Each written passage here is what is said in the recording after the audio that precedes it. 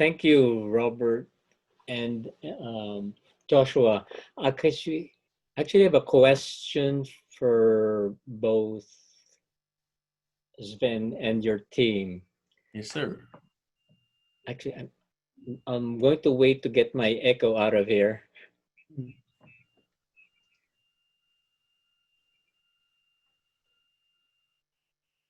All right.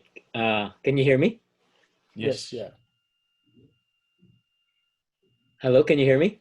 Yes, yeah. Yes, clearly, clearly. Yeah, so the question is, how much of CNMI is actually threatened by UXO, and are they the kind that they were stored, or is it more from a discharge? We would say that a lot of Hello? hello, hello, hello. We would say that a lot of the like Sorry, can first. you hear me now? Yes, yeah. Yeah, sorry about that. Too many No. mics.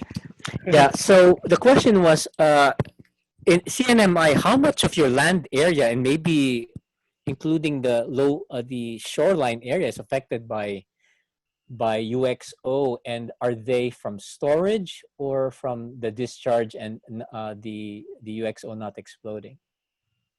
We would say like mostly like all of the above. So like Mark P, those were literally like stored munitions, but back then what we heard was that in order some of the U.S. military would actually power up some munitions and like or and dispose it over the Bonsai Cliff. Even further south, there was revetments where they stored UXOs. So we would say like there's the islands has a lot of UXOs, especially with the Japanese UXOs as well. Uh-huh. And another question. Land ownership in CNMI is different from other places, correct? Most of the land is owned by the state and it is leased out.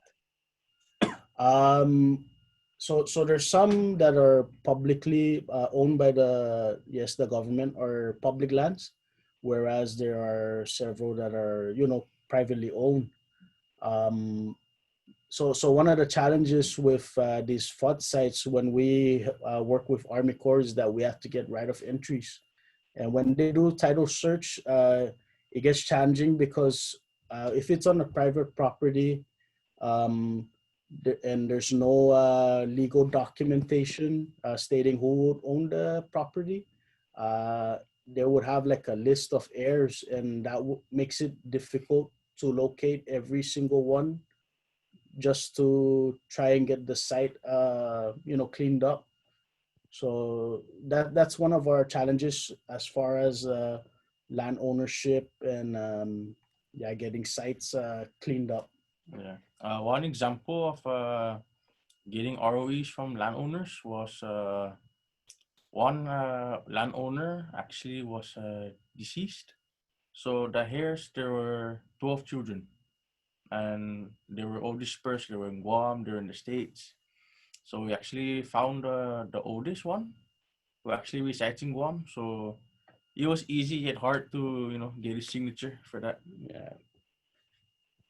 Well, thank you so much for your for getting up very early. We know it's very early in the morning there in Saipan, so thank you Sorry for for joining our us. late Zoom entrance. All right. Thank Well, you. thank you. So our next speaker